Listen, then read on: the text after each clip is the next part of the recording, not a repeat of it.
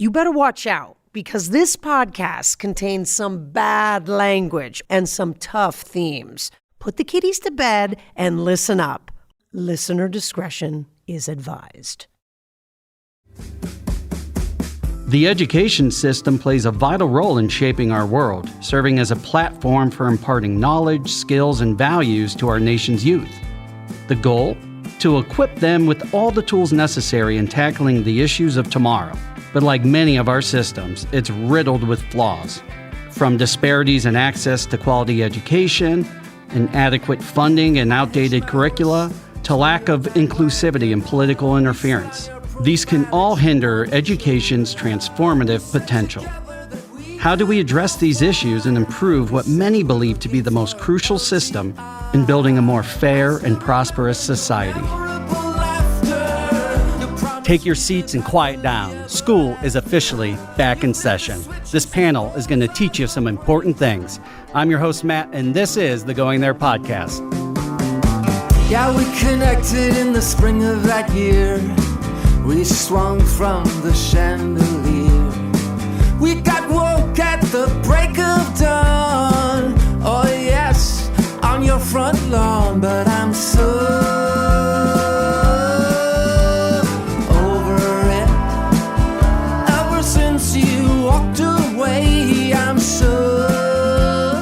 You know the drill. We are going there. Taboo topics are back on the table. You're about to get schooled, but in a good way. We have today with us a very, very astute panel and very apt for the topic of education in our current education system. It's something that I don't know a lot about, and so they're going to really run the show here. Before we introduce everybody, first I want to give a shout out to my friend AJ Scales of AJ Presents the Greater Good, who was on our episode about cancel culture. And I finally got my t-shirt today, so I'll be posting and plugging the shit out of his show.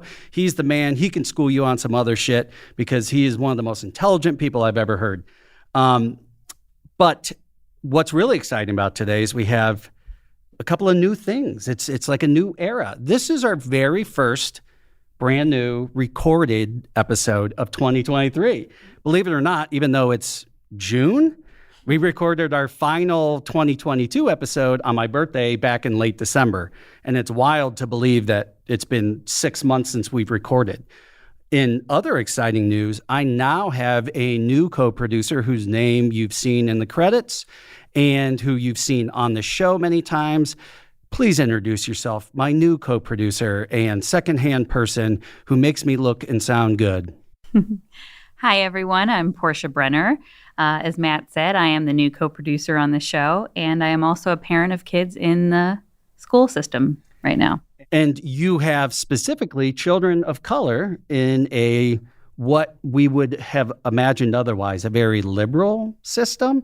But we learned on one of the previous episodes that that's not so much the case. And we're going to get deep into the weeds on that today, and I'm excited.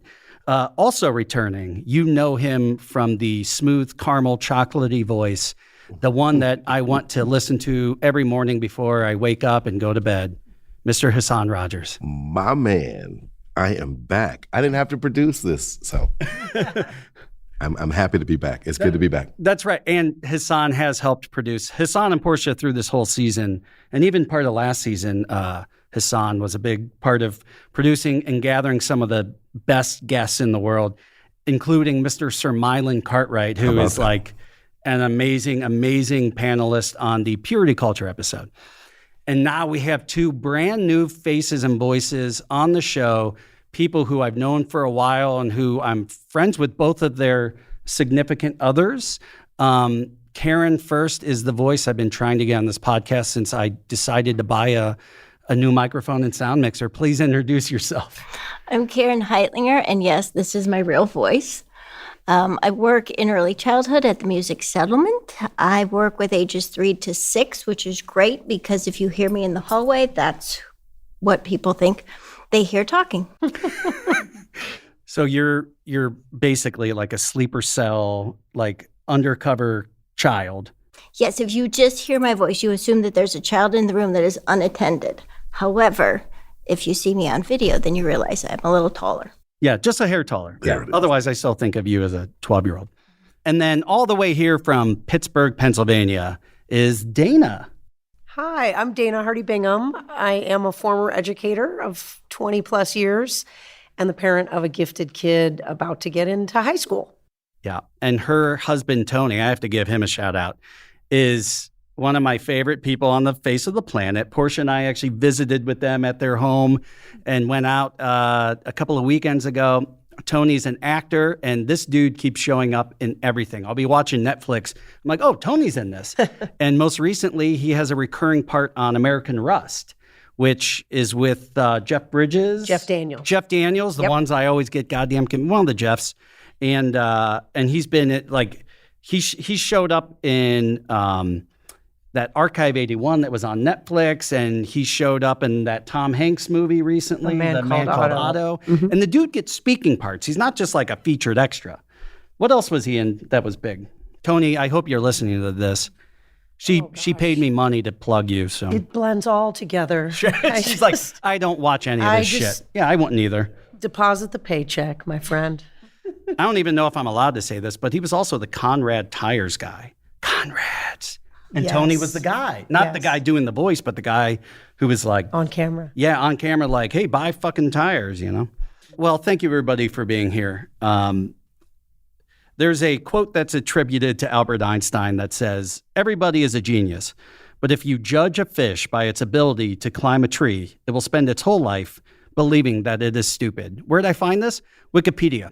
That tells you a lot about the education system these days, because in doing more research, I don't think Albert Einstein ever said that. And actually, most quotes on the internet are attributed incorrectly. But the idea of that is, in our current education system, we're not preparing the kids for what they need to do. It's like, we always complain to my generation, when am I ever going to use algebra? When am I ever going to use this thing? And some of it's true and some of it's nonsense. But what we know, adults today, let's say 30s and up, remember a very different system, I believe, right? So let's start with, what's your involvement with the current education system and how does it compare to your education as you were growing up? Well, as an artist who works in school systems, this is my 30th season with my initiative Storytime with Hassan. I've noticed that with the changing of superintendents and the changing of what's acceptable by the arts institutions and educational institutions, we have the pendulum swings. So in my lifetime, we've gone from rote with corporal punishment, with retention to social promotion, more emergent curricular approaches. And I don't think that one is better than the other, but I know that one produces a different product than the other. Sure. So being able to see where the school systems were in 1993 when I started compared to now, the advent of electronic devices, the phone, the tablet. Absolutely. It's this huge shadow that's over everything, and educators are stuck in a bind. Administrations are stuck in a bind. I was talking to one of the guys off camera, when we were off camera, and he and I were talking that the phone is like a textbook with innumerable pages, but it's not used that way in the classroom. We're at this war. We're at a war against a student body that has more power than any student body has ever had. Yep. So you're not going to beat the gorilla. The students are definitely the thing. But I think that we're at a very pivotal point where teachers' unions and teachers and educators are going to have to decide, are you there for your career as an educator or are you there for your job as a teacher? Yep. Because we're at a point where we don't have to scrap the system, but we have so many more cogs that we could add to this machine that could repair so much without cost changing. Yeah. Right now, Cleveland, one of the larger districts in the state, spends $21,000 per pupil You'd never think that. New York City spends $24,000. Cleveland spends $21,000 per pupil. Yet, you can walk into a Cleveland municipal school and stand in front of an 8th grade classroom, and those 8th graders can't read and write the way the 2nd grader can in Avon Lake. Yep. So let me ask you this, Hassan, because we're going to get into all these things you're talking about. Were you, did you go to public school? I'm a proud product of the Cleveland Municipal School District, Cleveland School of Science, first graduating class. Rigor was important. Academic rigor was important. Accountability was important.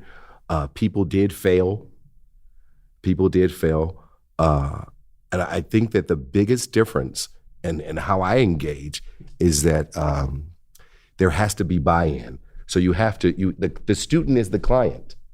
Yeah. Whereas before, mom and dad, and so on, but no, the student is the client now. And unlike when you and I were in school and didn't realize how much power we had except on senior walkout day when they can't stop you, the student today is keenly aware that they're the client.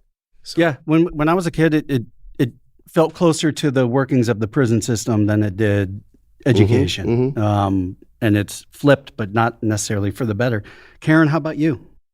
I was raised in the Catholic education system, so I only knew private. The birds and the bees. Private and faith. I got the book in 6th grade. They separated the boys and the girls, but nonetheless. So I went to a co-ed, but very small faith-based program, and it is evident from my memory and my experiences that the teachers that I had been there for 20 plus years. And I don't know if they had been out in the world. Were they nuns? Early on, they were nuns. Later on, they were not. When I got to high school, I was still in a Catholic prep school. This was not in Ohio, but academics was, without question, the bar that everything was set to, and then sports, and then personal success and individuality was maybe somewhat third. So everything was driven about prep, where you're going to go, what's going to happen after. I have skewed in my professional career. I never set out to be a teacher. I didn't want to be a teacher. I felt that was something it was very didactic. You sat on one end of the classroom and you handed out a bunch of papers, or you did a lot of public speaking, which is not something I ever saw for myself. And that I didn't want to be a teacher because I didn't want to tell people what to do.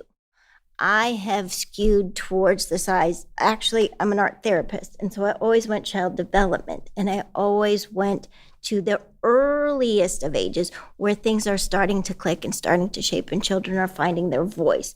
And I think that piece, if you can retain it in the classroom, if you can retain the individual, if you as a parent can advocate for your child and find the best education and find what helps your child to learn and thrive, that is still an option, but the school is not necessarily going to look to create those opportunities for you. So what is your specific role right now in the school that you're working Sure. for? My role at the school is that I am the director of early childhood programs for the Music Settlement, which is an independent early childhood program. We have 2 campuses in a community music school.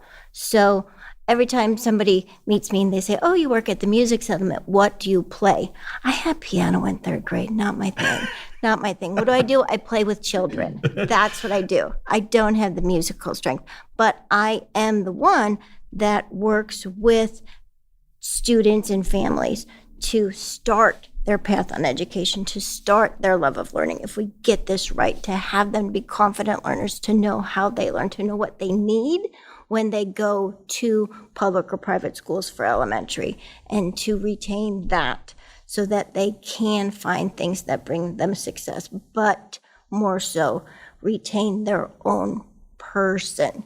I'll probably butcher this, but there is this quote that was from Winston Churchill where they're talking about the war, and someone's like, we're going to have to cut funding for certain things, and we might have to cut the arts. And he's like, well, then what are we fighting for? And that's something that gets lost, where people are like, look, Maslow's hierarchy, we barely have shelter over our heads. Why are we worried about music? It's like, what kind of society are we building here, folks? And that's why, like, it's great because everybody on the panel is within the arts and sees the value in that type of education. Not that you don't need to know math. Unfortunately, we all have to know math, but my math tells me there's 2 more people here on the panel. How about you guys? Well, I went to a public school, but it was up in Seattle on a little island called Bainbridge Island, and it was a very normal sort of neighborhood school. Kind of reminds me of Breakfast Club or something, where there were kids in different cliques and stuff. And I was an A- B+ student, and but I went on to be an actor, so it didn't really matter. But my experience as a teacher in education, it started a little more than 20 years ago, and it's just, it's become a completely different animal.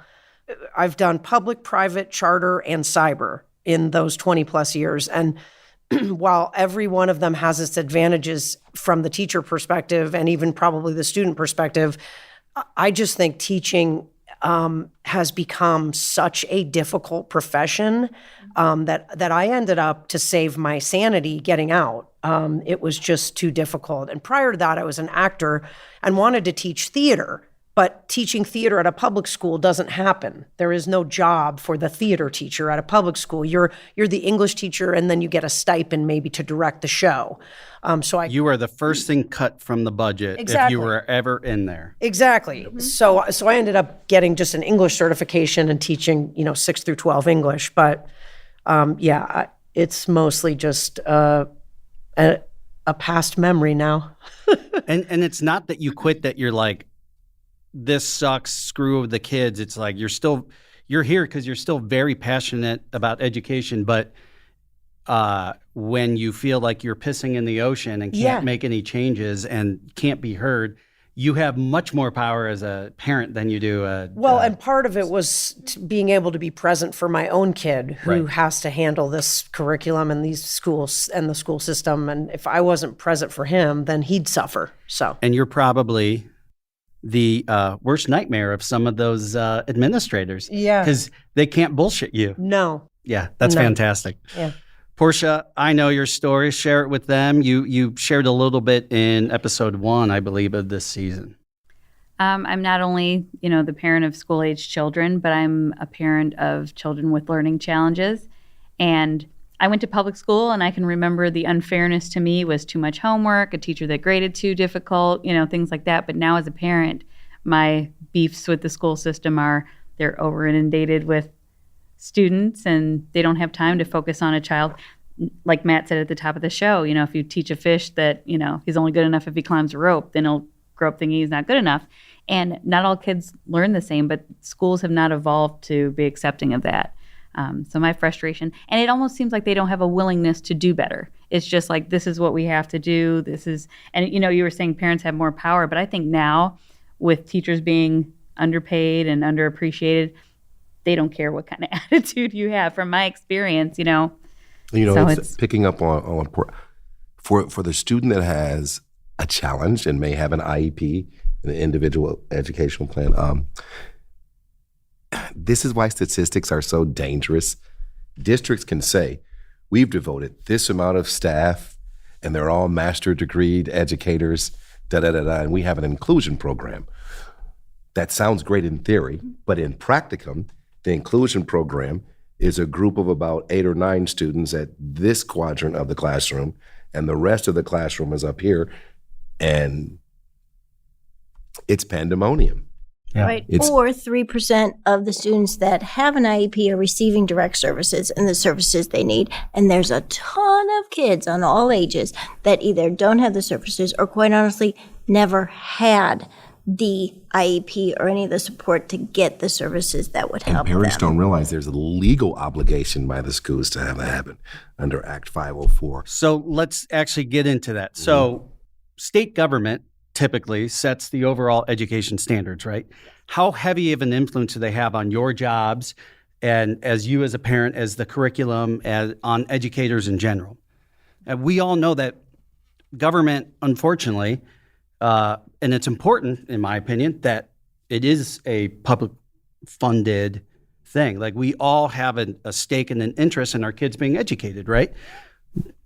Before we get into the political nonsense, just how much influence do you guys see that the state government has over what you're able to do in the classrooms? Right. Well, just in that question, there's at least 4 different points because one, Ohio has its own state standards. There's 50 different states. There's 50 different standards.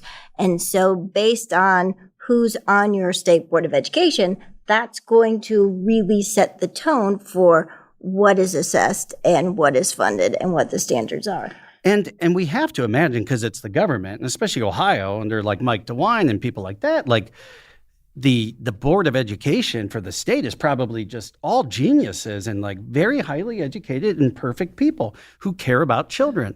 Right. I can't act. That was good. That was brilliant. Well, of those 20, half of them the governor puts on the board and the other half are elected. Yep, the other half have to run for their Yes, seat. Yeah. which I think they should all have to do that, but okay. But Ohio did just revamp its standards. Now, they revamped it a year ago, and now they're just beginning to roll it out. And again, based on what the budget is for the state of Ohio, that will dictate how much is spent in school district-wide, but also you've got lottery and then you've got property tax. So if you're in CMSD, your property tax isn't really going to augment what the state provides you for your funding. Exactly. So, and funding's just one element Yeah. of it, because it also dictates curricula. I mean, you've been doing it for 20 years, so you've seen how many different boards. Oh, my goodness. Mhm. I mean, I was in one of the largest state public school systems in Pennsylvania, and while the curriculum was written by a bunch of professors at a university, I was teaching it to 12th grade inner city kids who couldn't care less about Walt Whitman, or why am I teaching this content that these kids could care less about? And that district also had a philosophy that, not a philosophy, rather a policy that you couldn't fail if the student wrote their name on the assignment and turned it in. So you're saying that at no point these inner city kids stood on their desk and said, "Oh, Captain, my captain," to you? They really didn't. Okay. No, I never had that's that a experience. Goddamn shame.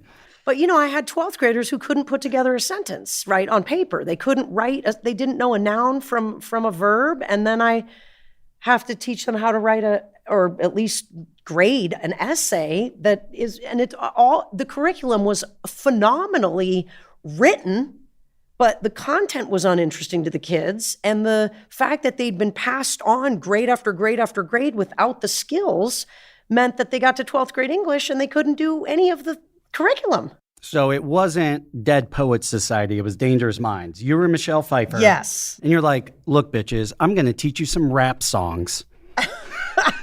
Well, we had the curriculum police come through, and if we weren't on the right page, on the right document, we would get, in trouble. So you couldn't And deviate. see, that's an issue, focus and scope versus mastery. Right. So focus and scope says, in October, we are on this. Now, if at the beginning of October, you introduced division or it's a long carrying addition, and half of your class doesn't get it, well, you can't stay on that. You have to move on because the curriculum specialist or the dean of student engagement is going to be visiting the classrooms, and this is going to affect your evaluation negatively. Exactly. Right, but if you don't have multiplication, you can't do division. Right. Well, look, I'm as an artist, like, see, and I'm one of those artists that it's rare because I do work with the 3-year-old. I haven't worked with toddler plus. So from toddler plus to an 8th grader, to see where the student is so important, that we make the student so important, and then we just make focus and scope important. Right. It's so counterintuitive. It's kind of like a conversation I was having with somebody recently in the healthcare system. And they're saying, you can't put KPI on a human. You cannot, especially when there's emotions, and children are pure emotion, right, from K through 12. And so you're trying to put this key performance indicator, this exact thing that has to be kids are not an assembly line.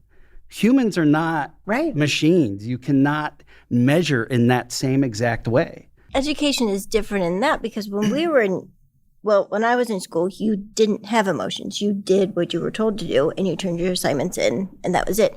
Now, part of the reason I'm in early childhood, all of the investment is in social emotional. How are you as a problem solver? Can you articulate your emotions? Because if you can't get past that, which is yourself, you can't regulate, you can't attend, you can't participate. You've got to do that. And then the pandemic has really not done us any favors in being able to connect and engage as a group. I mean, so many, whether it's remote school or whether your parents were working in their home office and you were in your, school office tablet, or you were doing your own thing, it didn't help you to create a conversation. It didn't help you to read emotion and be able to figure out what's going on with the person next to you, let alone be able to build on that, to learn.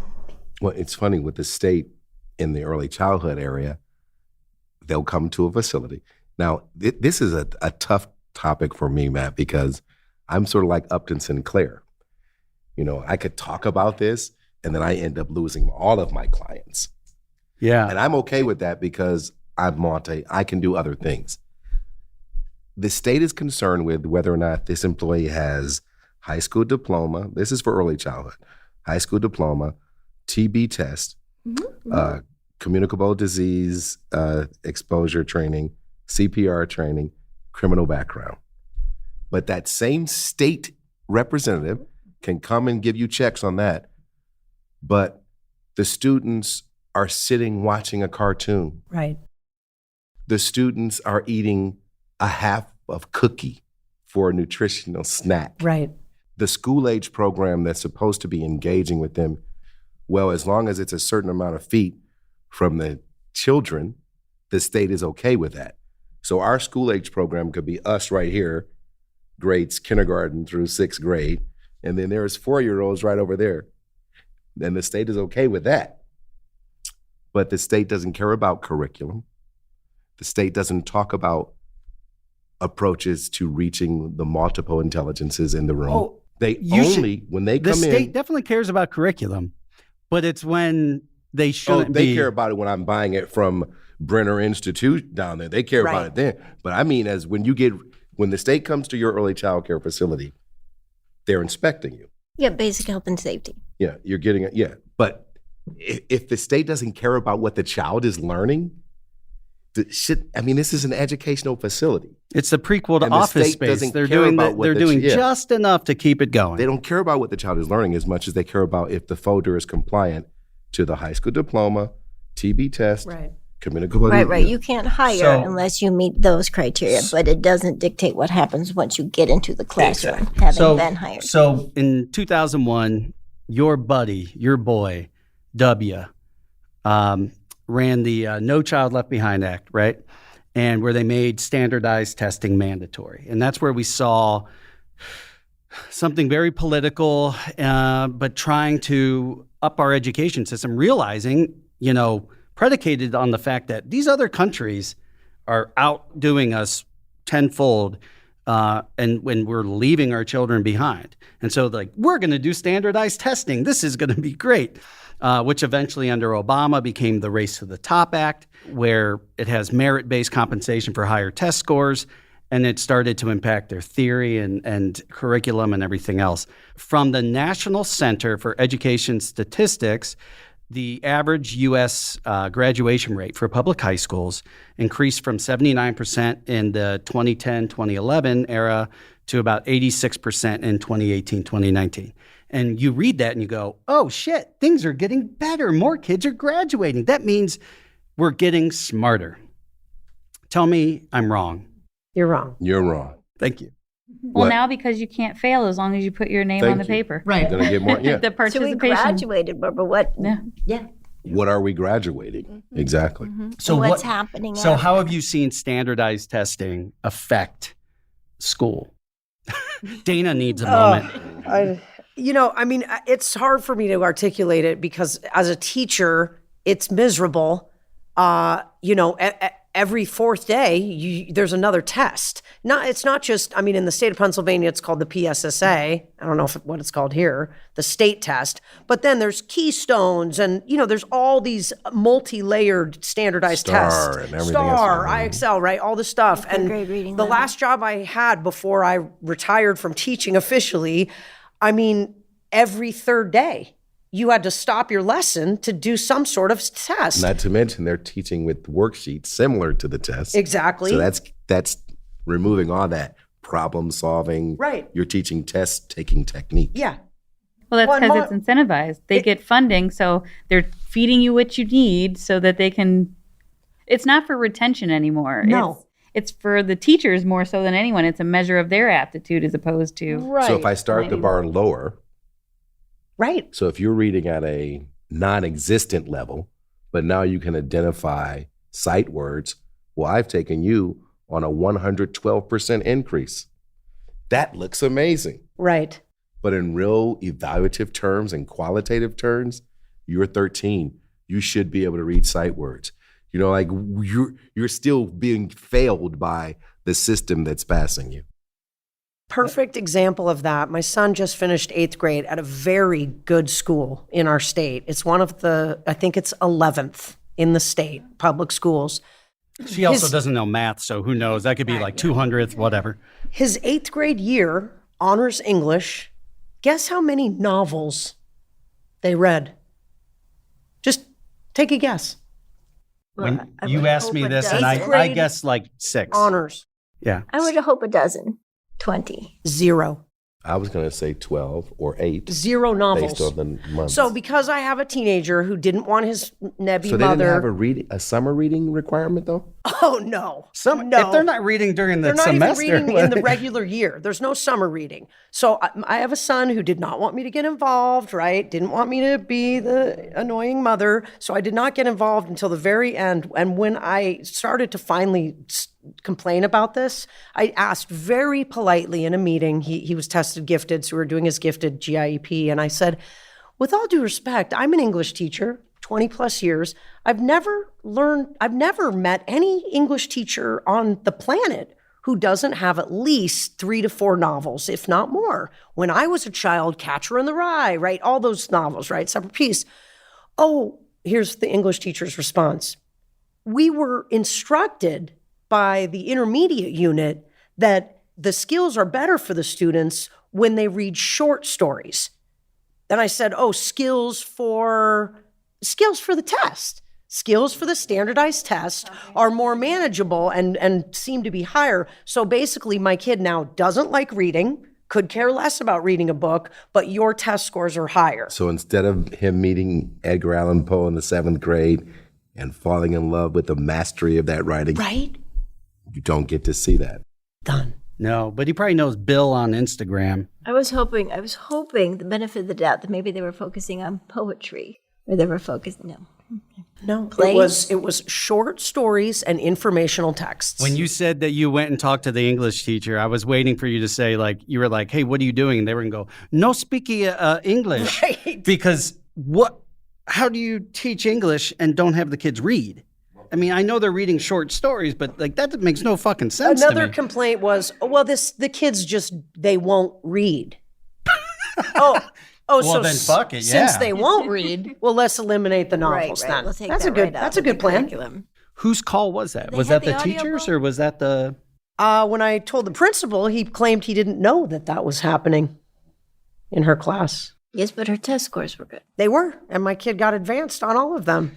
So a lot of what we're talking about, too, is public schools. And so my real brief understanding of education, at least K through 12, because I've taught at the college level, and trust me, that's just a continuation of what you guys are saying, is I worked for the Board of Education in a local school system, and my God, did I see the problems. And this was around the time that this first stat was pulled, around the 2010 through 2013 era. And in this giant school system, you have some of the best schools in the state and some of the worst schools in the state. But I also saw the parents, the teachers, some of the teachers, and the administrators like I'd be like, oh my God, these kids are like wacky and out of hand, and they're fighting and they're saying horrible things. Like, what the hell? And then you see the parents and the teachers and the administrators are like, oh, they're worse than the kids.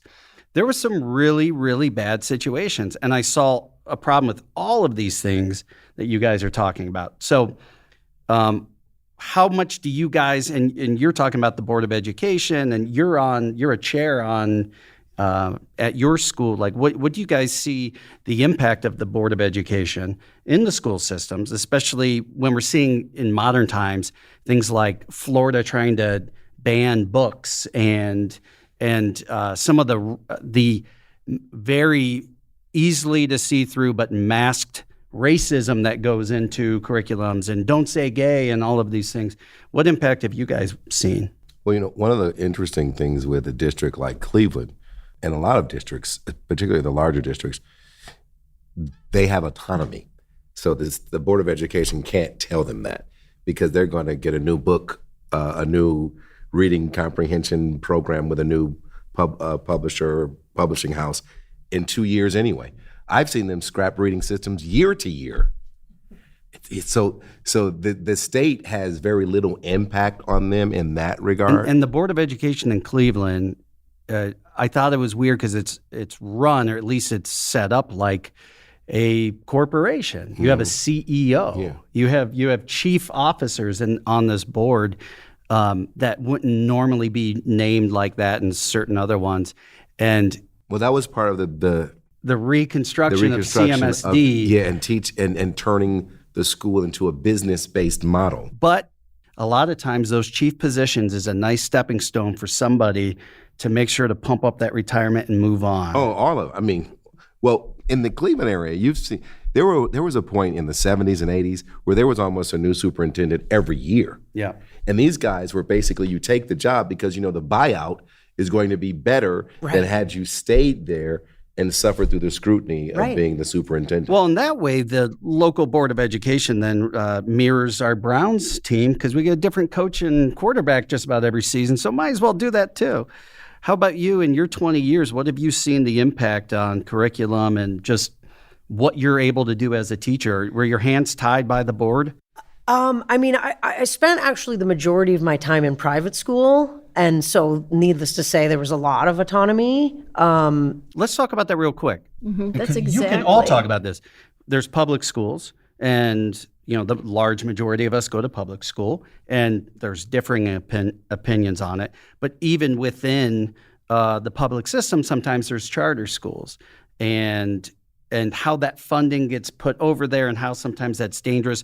We could do a whole blowout episode on that. But real briefly, to kind of explain a little bit from your own personal experiences and what the difference between kind of the public school system, the private school, the charter school, everything in between. Well, I have, with intention, stayed out of the public system. I have stayed early childhood because it's outside of ODE. It's not garnered. There's no Ohio Department of Education. We're ODJFS, Job and Family Services. So the family part is still in there. I have intentionally been in a nonprofit that has an early childhood program.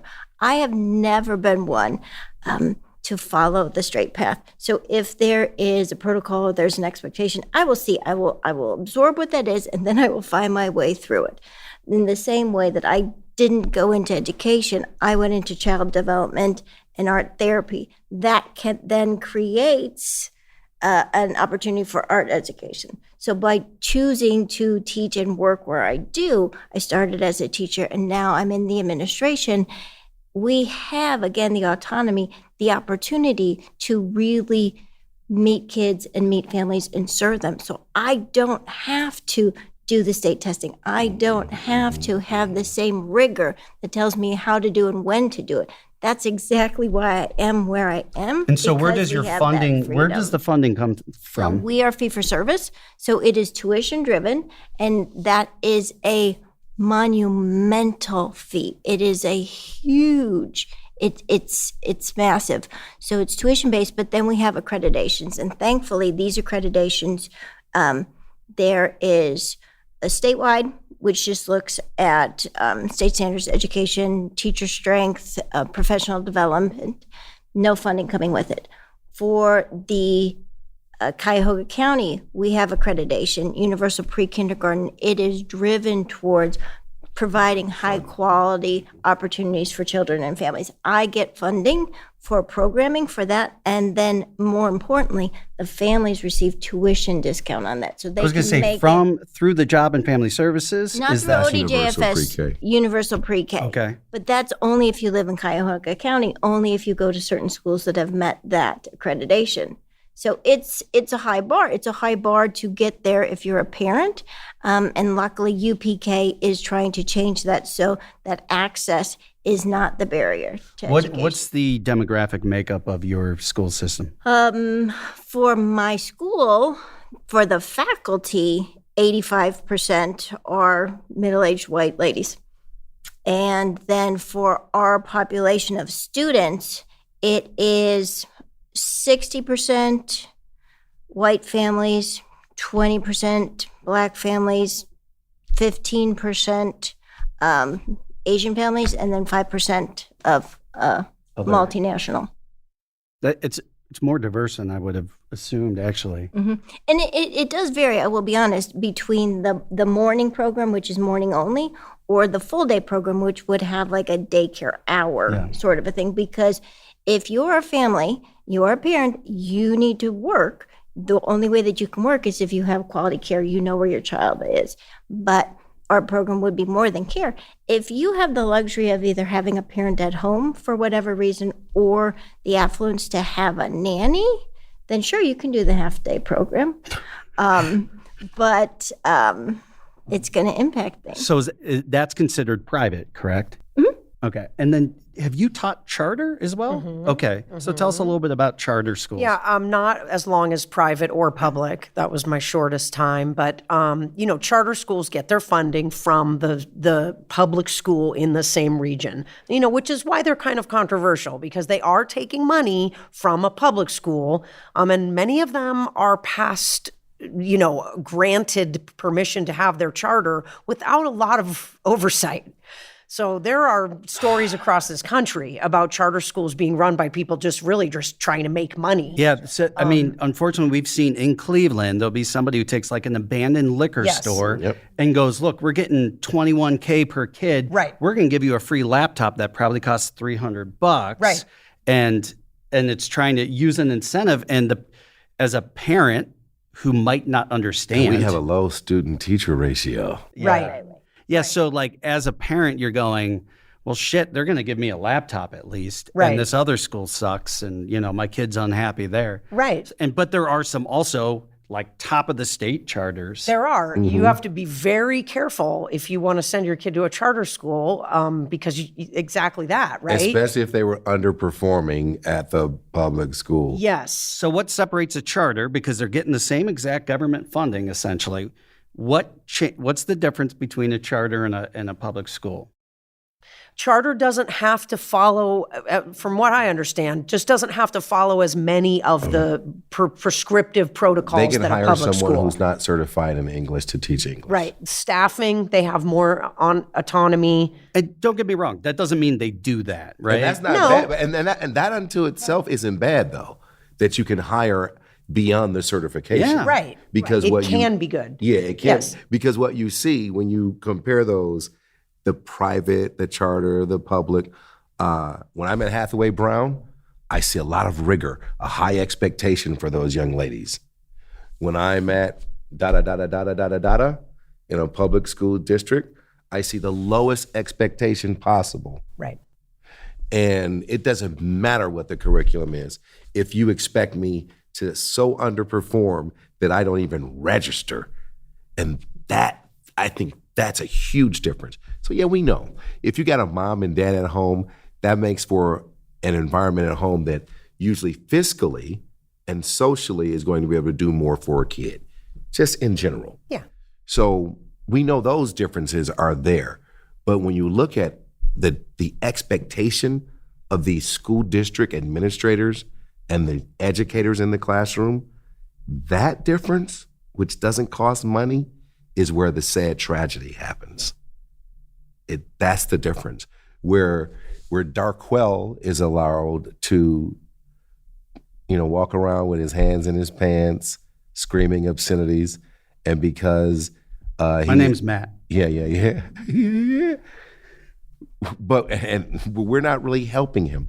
We do understand, and studies have shown that if you fail a student, it crushes them. And that's why we stopped retaining students.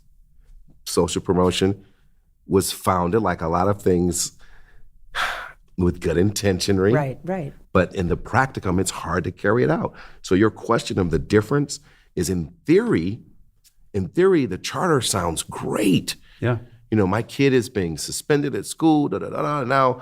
And like you said, the makeup, there's Becky from Strongsville, Steve from Medina, who's teaching in my kid's old school. But here there's Jawan and there's Kanisha. And so you feel good. There's a relative feeling. But the low academic expectation is staggering. And that's the big difference. At Hathaway Brown, that 7th grade girl, she's reading Poe. At Hathaway Brown, they're going to have an economics project over the summer. They're going to learn about mean and averaging and aggregate, but in a way that's relative to them. And that doesn't cost money, that's mindset. Hailing from New York City and putting a new spin on an old school sound, this episode's musician spotlight is on Marcellus Hall and The Hostages. After fronting the bands Railroad Jerk and White Hassle, singer-songwriter Marcellus Hall joined forces with Damon Smith on bass and Mike Shapiro on drums. With additional musicians filling out the lineup, they released the LP The First Line in 2011 on the Glacial Pace label run by Isaac Brock of Modest Mouse. The band performed with Modest Mouse and toured with the Hold Steady in support of this album. They released Afterglow on Bandcamp in 2013. And now Marcellus Hall and The Hostages are getting ready to debut their 12-song LP, I Will Never Let You Down. You can check out all their content at marcellushall.com/music and marcellushall.bandcamp.com. Check them out. She thinks that shopping is a God-given right, and she feels that I will, but I only might. I told her before that I was only her friend, and then I kissed her on the lips. I told her again, I rallied all the troops, and I told them to go for glory and waste you. I said, and so on and so forth. I'm of the mind that this is way too much. I said, I think this and that, and such and such. I want so made now. 1, 2, I can talk freely. I want so made now. He's going to make me wait.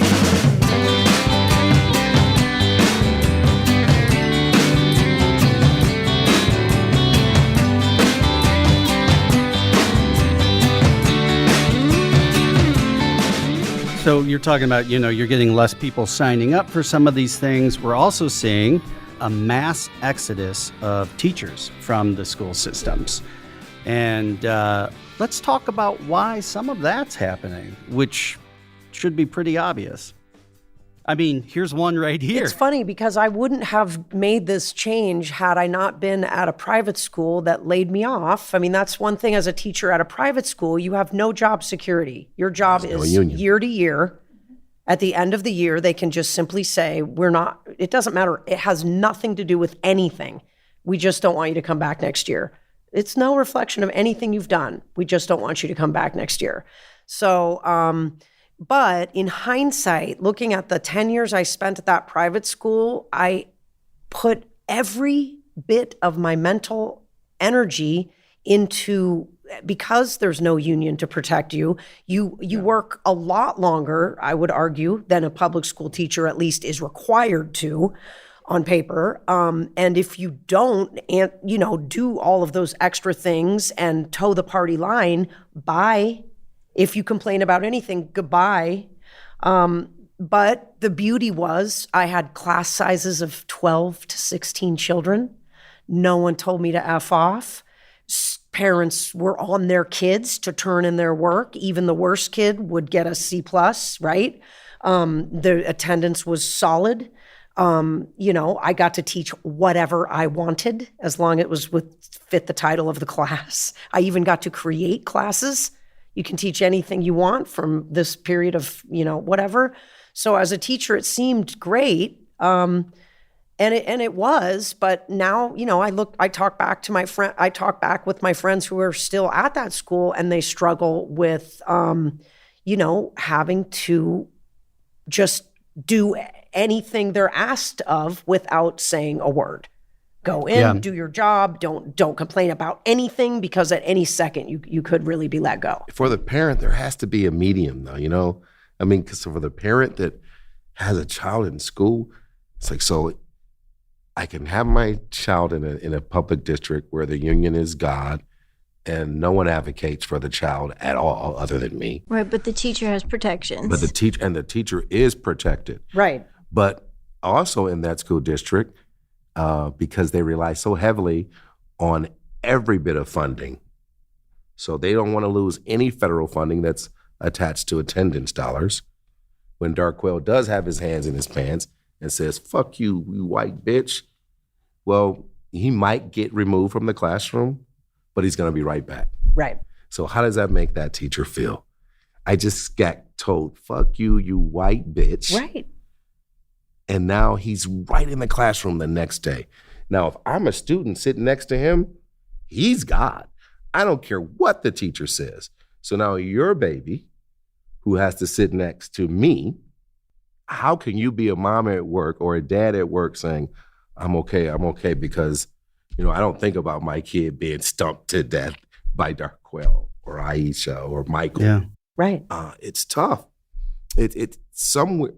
The good thing about what's happening now is that there's going to be a breaking point.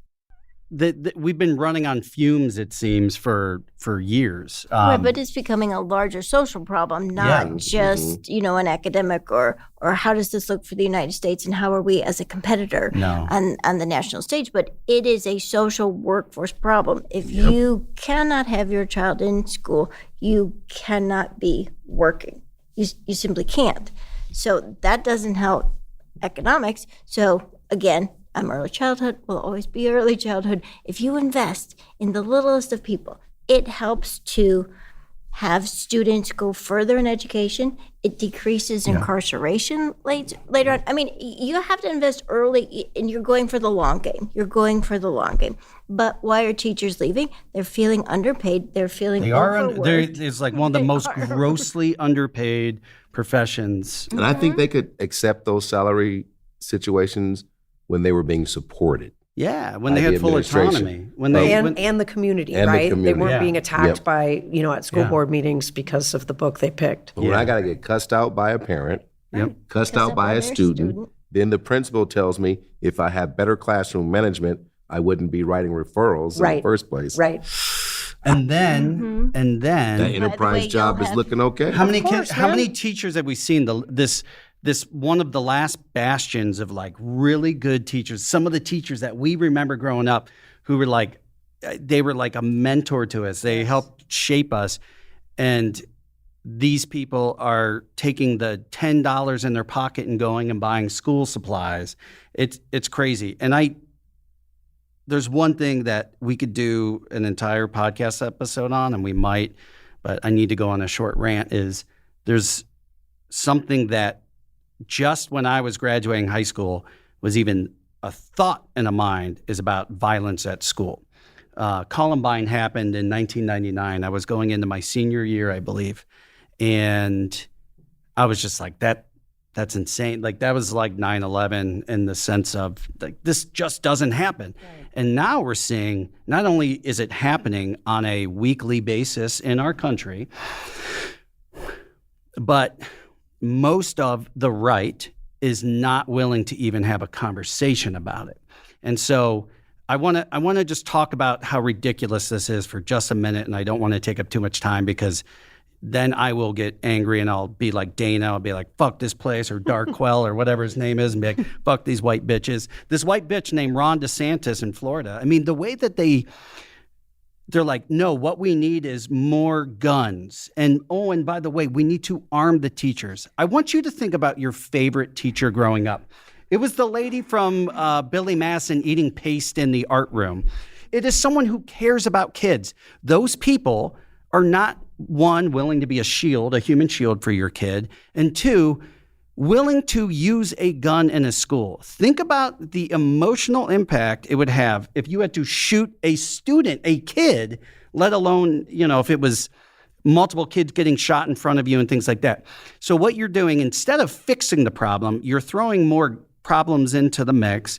You want to arm teachers, which is ridiculous. Not to mention there are other ways to make it safe beyond the gun legislation, beyond Second Amendment stuff. Like there's a woman who created this thing that was like bear mace essentially, and it was a non-lethal way to combat any kind of public violence. So think about the people then who are going to want to be teachers, the people who have anger issues, who failed out of the police academy, are like, well, fuck it. If I'm going to shoot somebody, I might as well go be a teacher. You're going to have the worst human beings on earth being willing to be teachers because you're now incentivizing this kind of craziness. And the person who makes a really good teacher, like the one sitting at the table here, are going to want nothing to do with that. I'm passionate about children and forming and shaping who they are, but I'm not willing to do it at the expense of my life. Right. But crazy Joe Cocker over here with his, assault rifle is going to be like, well, fuck it, I'll be a teacher. That's what we're going to be. As a person right now, in my profession, if it was like violence is pretty big in your profession, you might have to use a gun or you might have to, we were 80s, those of us who were like 80s kids or alive in the Cold War, we were doing like bomb drills. Remember that shit? Remember that movie The Day After? I don't know if I was too. Yeah. We'd hide under the table. Yeah. To put your hand. In Ohio, we do tornado drills. I mean, Me too. School was this wonderful escape from horrible, horrible world. I mean, there's a reason that, they call it woke for most of us because we went out in the real world. We're like, this place is fucked up. This isn't what they were showing it. That lady eating paste and making us do like paper mache projects. Like she didn't tell us it was this bad. The kids are now on the front lines. Right. That's insane. Now we do lockdown and imminent threat drills. Mm-hmm. To me, that's like not acceptable. And if you're not willing to have a conversation about it, you need to get off the board now that seat. That's just my stance on it. I'm sure you guys agree. That's just nuts. So that's another huge, gigantic reason that people don't want to be teachers anymore. I used to have anxiety dreams right after we would do a shooter drill. That very night, I would have dreams about, would you really step in front of a shooter? Like, you should say you would. You should, because that's a child. They're in your care. I mean, I'm getting emotional right now about it. I would think about I'm so awful that I wouldn't want to do that. But then it's like, but what about my kid? I want to see my kid again. I want to see my husband and my loved ones again. And I would feel guilty that I wouldn't say for sure that I could step in front of a bullet and stop. This is what I would think about. And you should never even have to make that decision. Right? That is the crazy part about it. And it's sad how accustomed the kids are to it. Right. I shared in episode 1 of season 2 that my oldest daughter, her senior year, sent me a text message that said, hey, Mom, just so you know, before you see it online, we're in a lockdown. God forbid, that's the last text message I got. And she was cool as a cucumber. It was no big deal for her to send that, but it was earth-shattering for me to receive it. Right. It's The fact that it's happening in the schools is insane. I mean, there's mass and public shootings happening daily on average now, which is mind-blowing. Right. So is it somebody that's just wandering into the school? Is it a student? Is it a disgruntled employee? Is it a parent that has a concern? All of the above, right? And why aren't we asking these? Why aren't we having the conversations? Right. Is what I want to Well, know. take your cell phone, because as a student, you don't need your cell phone right now. But by the way, your teacher has a gun, and just There's a school about to be shut down in Pittsburgh. 2 kids, 15 years old, dead in the matter of 3 months, shot before 8 a.m., right in front of the school. And then a teacher sexually assaulted by a student in the classroom, all within 3 or 4 months. It's just... I read something really horrible on Instagram, but like very eye-opening. a mom was at the store with her daughter and they saw they had those like light up shoes, and she's like, "Ooh, do you like these?" And she's like, "No, because if there's a shooter, like they'll spot you better." Mm-hmm. That's where we're at. I was excited about buying my Trapper Keeper with the 3D designs that looked like they came out of Tron. And this kid's worried about being shot by a shooter, being seen and being too conspicuous. That's, yeah, I mean, and that, look, that's not something that specifically education can fix. It is way bigger than just the education system. But you're telling me we can't do better? Well, there are things that the education system can fix that attribute to gun violence. And bullying is the most egregious thing in schools now. And what can the teachers do, when you're overpopulated? And that's the attitude they'll give you. You can focus more on having mental health services within the school, because not as a kid, I think a lot of people forget that kids have just as many stresses and worries as we do. Now they hear us watching the news saying that, there's race relation issues and political issues and climate issues. And, the kids who in socioeconomically disadvantaged areas who are raising their siblings, who are working jobs to support their family, who aren't eating, and all they have to sustain them is the hamburger and chocolate milk they drink at 11 a.m. So there are things we can do from an educational standpoint. And it's not just putting police in schools, because we know what that does is it becomes a direct pipeline to prison. Portia, you have some thoughts on this? Yeah, they say if you treat an animal like an animal, they're going to behave like an animal. So if you have these young people being followed by police officers, now we had a security guard and he had an ill-fitting shirt with an ironed-on badge, but now there are gun-toting police officers walking through the hallways. I hear their handcuffs jiggling. I hear how heavy their shoes are. Which, as a white kid in, middle America, I'm going, yeah, I mean, that makes sense. I mean, I feel safer. Yeah, but no, they're telling you, sit down, don't do this, don't talk, don't do this. You're policing these young people and teaching them that this is, if I'm going to be treated like a criminal, why not have irresponsible behavior? And there's a racial disparity in how they're treated. I think you were sharing that there was a study that said they were 3 times more likely to be expelled or punished than a white student if they're a non-white student. Right, but that also goes to the expectations that you were mentioning earlier. If you expect a child to fail, if you expect them to have challenges along the way, that's where they will live. That's where they will thrive. If you look at the positives, like, I'm sorry you had, a horrid start to life. You've got, your ACE scores are off the charts, but you're here now. What can we do with you now? How can we change that? I will always be the optimist. I will always find where to grow with the growth mindset. I will always look for that. But that is not how we're currently operating. That's not where we're built. Yeah. And that same study that said students of color were 3 times more likely to be disciplined, expelled or suspended, also showed that they were 54% less likely to be identified as gifted. So if you're only looking for the bad in these kids, that's all you're going to find. And if that's all you deem them worthy of, you're not going to help them grow. So let's talk about the racial disparity for a moment. Obviously, the graduation rates for non-white students are lower than for white students. And a racist politician would say, well, that's just because they're not trying as hard, or, they don't have a mom and dad, or whatever it might be. But there are socioeconomic disparities, there's resource disparity. And you have 2 gifted daughters who you've seen in a school system that I would have thought is super. I would have thought it was on the Seattle island with her playing Nirvana and smoking joints, and instead you've seen racism rampantly. Well, I had 2 really great ones. The first one was my daughter was in a gifted class and removed because of a conflict she had with a white student whose mom was a Board of Education member. That was it. That was that was the only reason, without my consent or permission. But when I talked to the district psychologist for over an hour, she said, well, I was just surprised that she was in a gifted class to begin with, because we typically don't recommend students of color. She said that to me as a mom of a child who had been put out of her class. And then the other one was, she told me, she said, well, I don't know why you have such a hard time because you're so articulate. Because I should be dragging my knuckles across the table or the For floor. a fish, you With your climb a body- tree with your pretty body damn on. well. Yeah. Oh, and then the principal, my children and I have a different last name. I am remarried. I did not change my children's names.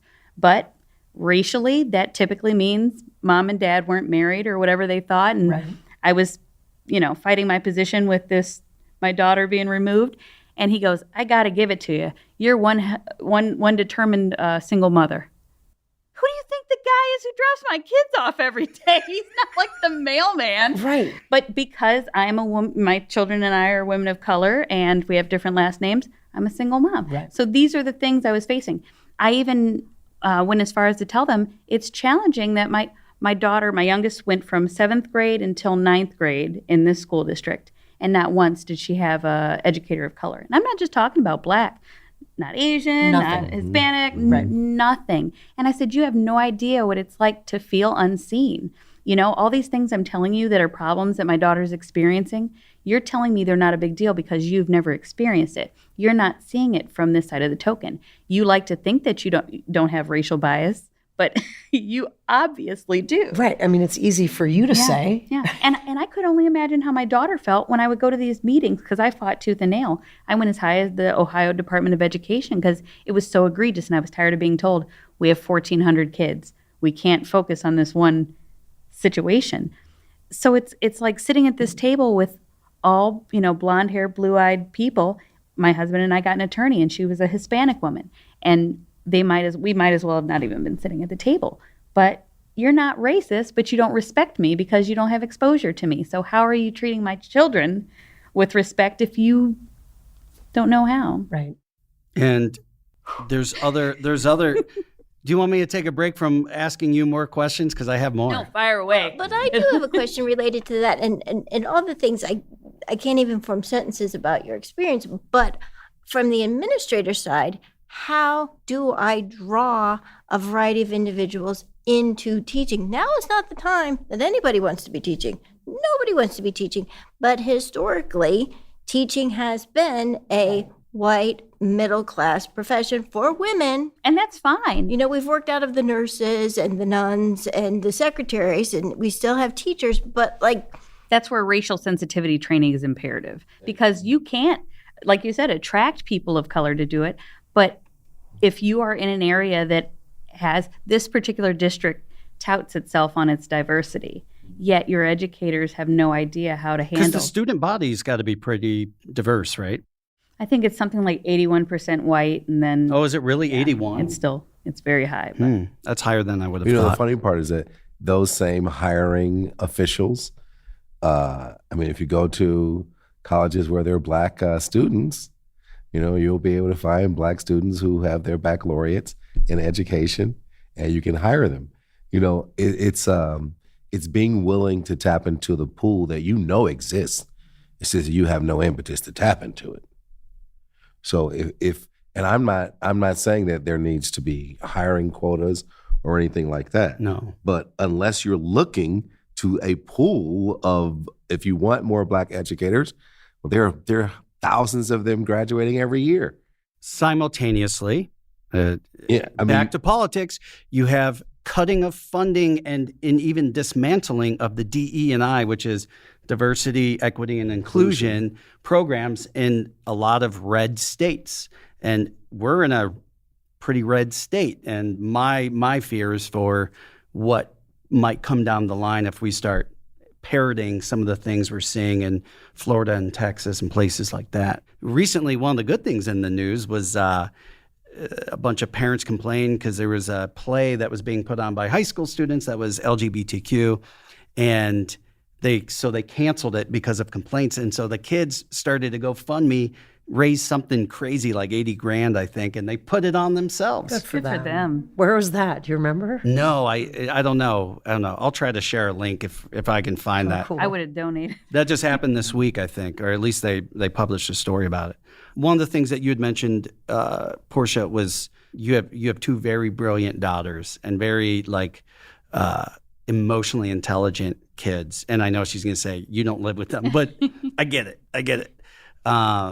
Did they notice the racist stuff? Oh, absolutely. And it was, again, in a very diverse community. Our first couple of weeks there, my daughter came home crying because she had been asked to give an N-word card, so that a white student could say the N-word, or told how greasy her hair was and things like that. And then when you go to the teacher or you ask for help, the teacher's, well, I don't see that behavior. Sure. You know what I mean? So I can't do anything because I didn't witness it. Exactly. Right. And then even like subtle things. We live in a very diverse district, but the National Honor Society, there was not a single person of color in that photograph.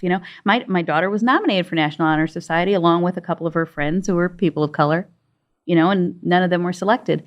Living in a considered well-to-do community, you're not only fighting against racial issues, you're fighting against financial issues. Yes, because, socioeconomic. we're not, impoverished, but we also don't live in one of the $1 million homes on the lake. Right. And so now you're dealing with the nepotism and the, these parents who donate $100,000 to the music programs and the athletic programs, and then just a regular parent. So my kids felt the effects of all those sort of things. And it really sucks because you have, on one hand, they're saying, well, the problem with the people in your bracket is the parents aren't that involved sometimes, and especially as a single mother, you'd think that they would be thrilled if that's their view of you, that you are like very engaged in your child's education. But instead they're like, God, this chick again? Oh, yeah. I would call you a Karen, but that's racist to this one right here. Oh, I tied up as much of their time as I could. If you guys aren't going to take action and you have so much time to do absolutely nothing,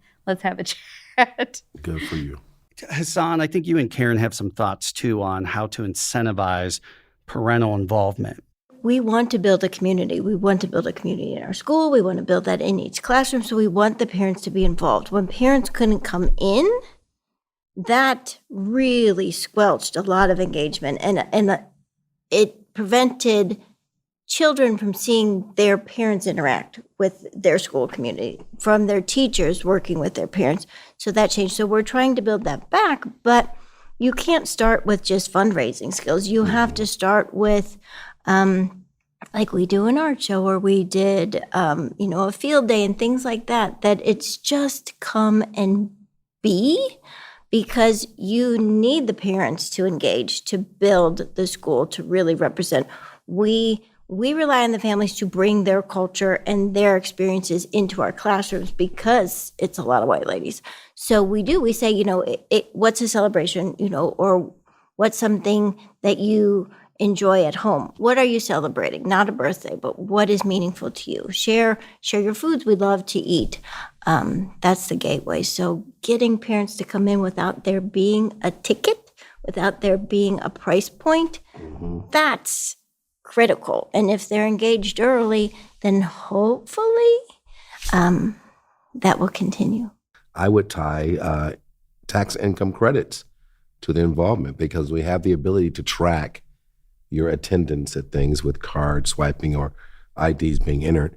And what happens is you can have the resources that the parents are, you begin to tap into them. Like there's a parent who's a carpenter. He could be the gateway to careers for these children. Parents have specific skill sets that schools, if they're used as true asset models, community asset models, then you could be tapping into that. You track their attendance, that's tied into their earned income credit. And when parents hear, oh, all I have to do is this, and then I get $1,700 earned income credit, oh, I will do, how much of that can I do? I don't care that seems selfish. Who cares? Whatever works. Yeah. It might lead to actual engagement, Right. And then that opens up that door for the guy, because if you're a guy who works with his hands, and then you meet Dana or Karen or Portia or you, it's like they don't consider you guys. They don't consider. They don't consider me a hard worker. Yeah, that's not you know. I'm not. So, but if you can tap into that guy and that woman and make them feel as though their contribution is important, oh my gosh, they'll be there. They will be there. I guarantee. Well, but that's coming in and learning about that, Dad, not just because he's a postal worker or because he happens to be a dentist. Yeah, and not tapping in because of that, but you could initially offer that. If you are a tradesman, if you are a small business owner, We want you to be a part of this new programming. The unions have protected the teachers. I'm sure there's going to be some people who see this like, Hassan, why you drag us? Well, it's not that I'm dragging. It's just that I appreciate what the union does for teachers, but when we know that 76 to 85% of all costs in districts are teachers and salaries, even though they don't get paid a salary that we want them to get paid, a lot weighs on them. And I know exactly what you're saying, and I understand. It's one of those, like, you're not allowed to say something bad about it. It's not. It's the whole system is so messed up, and they're just playing by the same rules. Thank you. And watching when they rolled out the new state, what do you call it, the assessments for teachers, it's as cookie cutter and box checking as what we're talking about with test taking for the kids. It is standardized in the wrong way, in my personal opinion. But we're not saying that the union's fucked up or the teachers are bad people. It's this entire system's broken, and how the hell are you supposed to operate under those parameters? And who's advocating for the child? Everybody has this important part to play, and it seems like so many of the players in that realm have thrown their hands up and just said, well, it's so broken, fuck it, whatever. You know, the kid's going to grow up. It's like so many things in our country. Yeah. Right? Oh, the prison system. It's so fucked up. You just say, oh, poverty. Oh, immigration. Oh, I mean, everything.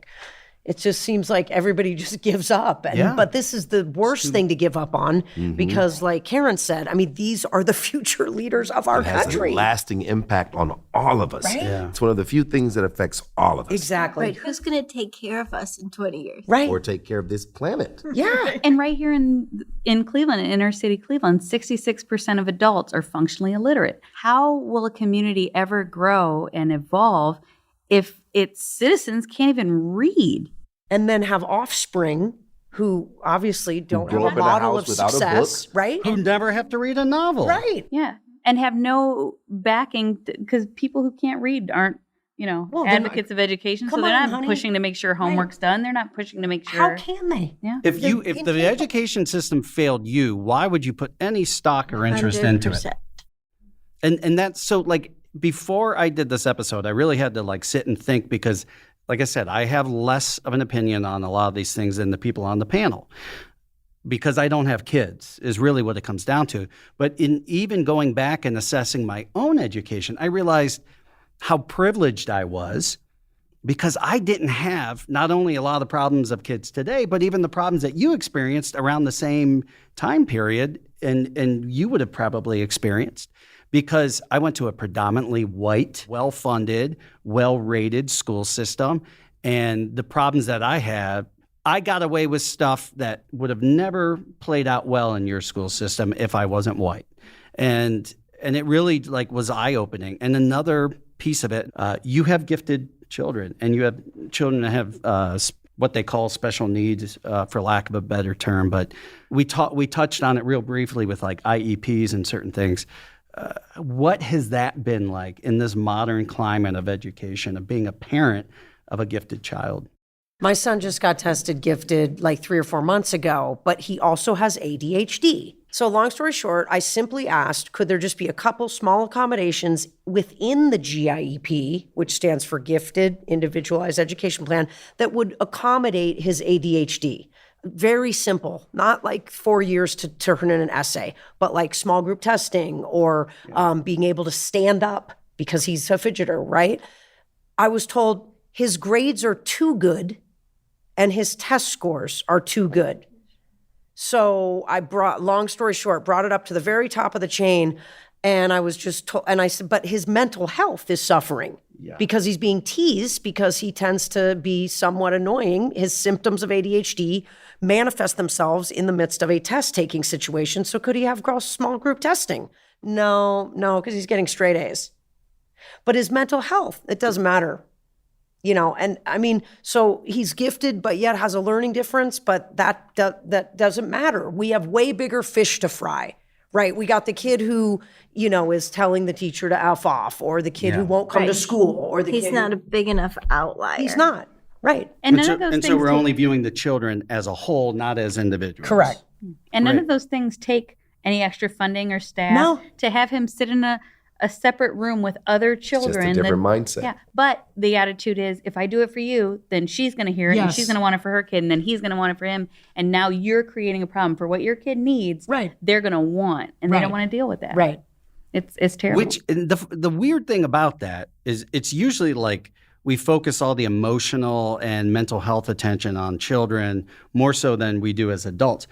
But the idea, and I understand to an extent the idea of like we want to train them for the real world and like people aren't going to accommodate. But in the workforce, they're way more accommodating to people's special needs and requests and things like that. And that's backwards as shit. That was the argument. For 3 years, my oldest last 3 years, they were like, we should pull this safety net. And I said, she doesn't use a lot of them, but just knowing they're there helps with her anxiety, you know? Mm-hmm. And they said, well, she won't get that when she gets to college. The second she got to a college campus, it was all about how can we make this environment the most conducive to you doing your best. They're quick to tell something that is not true because that IEP carries her all the way through her undergrad studies. Yeah, I was told that too. Well, what do you think he's going to get a boss who allows him to stand up at his desk? Yeah, there's a whole industry of desks now that stand up. What are you talking about? There's even companies that say, well, if you work better from 6 a.m. to 2, you can work that shift. Right. Yeah. So then it begs the main question: are we preparing these children for the future? So what I want to do is first thank all of you for coming out today, for being on this panel. Before we go, I do want to have each person kind of make a closing statement on what they believe. This would be a presentation that you have to give in class. Back in the day when we bought those trifold science project boards, as Dana said, there were many problems. Well, what do you think is one of the biggest problems that you see from your point of view? And what would you like to see happen to remedy that? I say this all the time. If my children ever decide to make me a grandparent, I don't think my grandchildren will know school the way that we've known it because they're so overpopulated. They're so hard to control. Like Hassan said, other than prioritizing our teachers, number one, because if you're not prioritizing them, they can't prioritize the students, relieve some of these pressures off them. And I think some of those standardized tests are privatized. So eliminate outside parties that are just trying to turn a buck off of schools and at the cost of the students. So I guess that would be me, Give the money to Portia directly. You can lower third. Her GoFundMe at the Going There podcast on all socials. Not to sound repetitive, but I'm with you. I think prioritizing the kid and the teacher. I think those are two things that have lost the focus over the years with standardized testing, with lots of administrators. But it really feels like, and so much of what you said, Karen, just about the whole child, the whole human being. We're not focusing on the whole human being. We're focusing on the skills that are based on a standardized test. And really, we're all old enough to know that that's not what gets you through life. God, your no. ability to handle a skill. It's actually your ability to be resilient, to be compassionate, to find gratitude. These things are just lost. And it's so sad to know that there are some children who, in a different time or community or school system, could have otherwise been the next fill in the blank, right? Right. The next Neil deGrasse Tyson. Yes. But instead, they're going to view all of education as something that is like, who needs it? And we've met those people, and it's not just one community. It's a lot of people out there because the system failed them. And I cannot imagine myself as an adult without that same love of knowledge and learning new things and curiosity. And those things have been snuffed out in kids that do not deserve that whatsoever. And that's so heartbreaking. And it's one of those things where when I say to parents, I'm like, I'm so glad I don't have kids. And then I go, I'm sorry. And they're like, no, I fucking get it. Right? Yeah. Karen?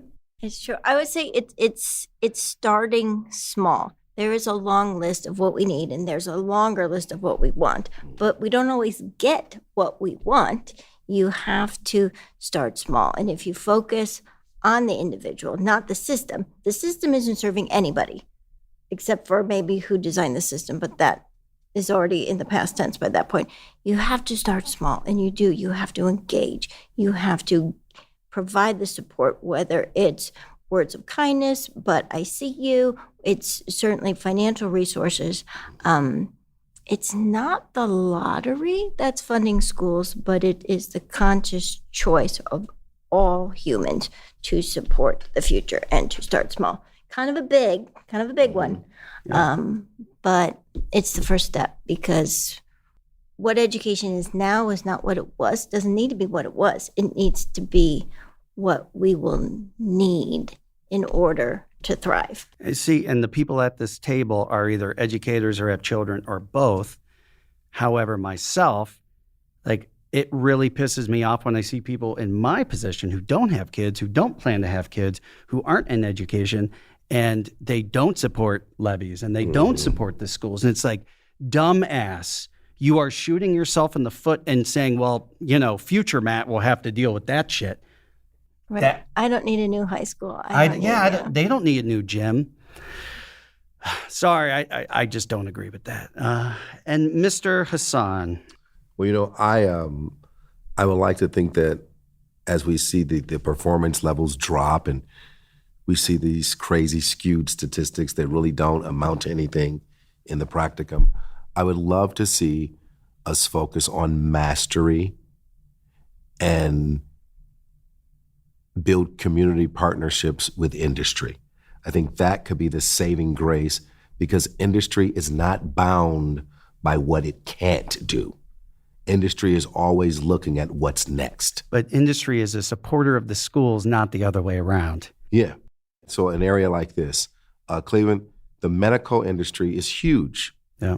That shouldn't be just available for kids who have a 3.75. Right.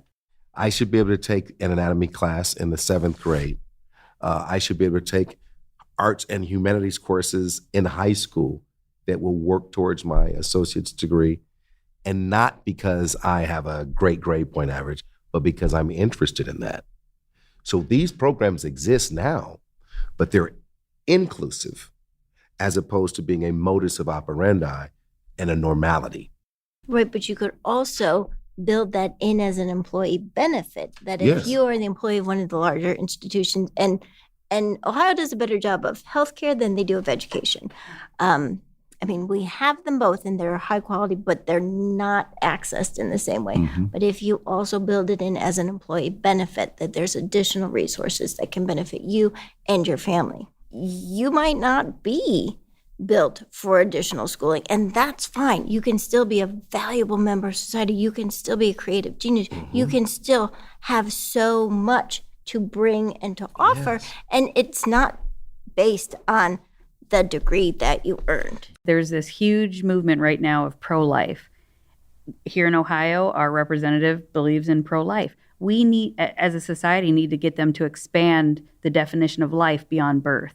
You care so much about these kids being brought into the world, but in those first 5 years, those first 6 years, you don't want to fund for do them. away with Head Start altogether. Yeah. So if we can't beat them, join them. Okay, we're all pro-life now, but our definition of life is K through 12, and beyond. Like, It's not just pro fetus. and right? and It's education sets them up for life. It's pro-birth. yeah. Because those same people fight the gun laws. So Right. They fight the funding laws of yeah. programs that would send little Hassan from Garden Valley to go to the Yeah. music school settlement. Yeah. Speaking of music and stories, Hassan, would you like to promote Story Time with Hassan again? By all means. This is our 30th season of providing language arts and theater arts curriculum supplements, from folk tales to short stories, writing engagements, writing artists and residencies. I'm happy that one of my goals is something that we've all talked about up here, is to make the arts more accessible to all youth, to all multiple intelligences. So that's what I do as an artist. I'm looking to make the arts an accessible entity to everyone, no matter what you bring to the table. At the top of the episode, I said school was in session, and that was no joke because I learned a lot from you guys today, as I knew I would. And that's why I put together a panel of very, very intelligent people, and people have seen all of the flaws in this system. So thank you for being here. Thank you for driving down and taking time off during your busy day, and for sharing your opinions and experiences. And this was really enlightening, and I hope that we can get together as a whole, as a community, and try to fix these problems, because it is the future. The children are the future. I heard that in a song one time, I think. If you teach them well, let them lead the way. Yeah. We had to sing that at like 5th grade graduation. I'm not even going to go Did back you have there. the clip-on tie? Oh, of course. Yeah. My man. Yes, sir. Well, if you want to learn some other really cool stuff, you can go to thegoingtherepodcast.com, and you can get links to all of our socials, and also on YouTube at The Going There Podcast. And you can watch our beautiful faces in full HD. We're more than just audio. But with somebody like Hassan or Karen, you just do love that extra audio bit. But in the meantime, get your ass home. School is out. While you're at it, give us a rating, share with a friend, and subscribe. Everybody says it, I totally get that. It's all about the little things, and life is sweet. I was going the wrong way down a one-way street with you. If you want a quality education on good music, check out Marcellus Hall and The Hostages at marcellushall.com/music and marcellushall.bandcamp.com. Syncretic, you don't know where you're going if you don't know where you come from. This podcast is made possible by its hosts and Frame One Media in association with Joe Calley and Bobby Thomas.